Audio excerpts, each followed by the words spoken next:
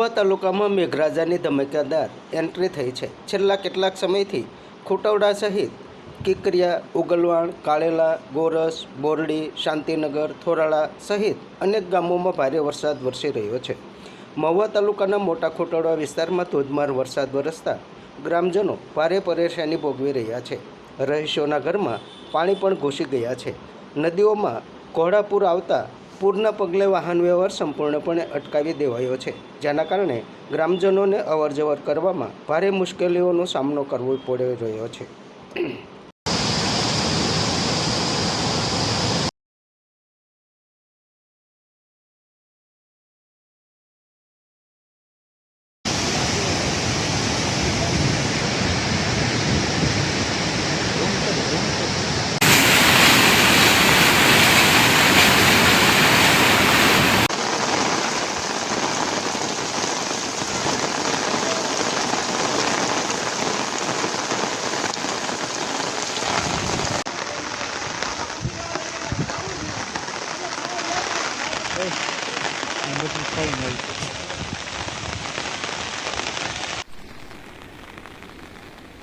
रोजकी नदी बे कांठे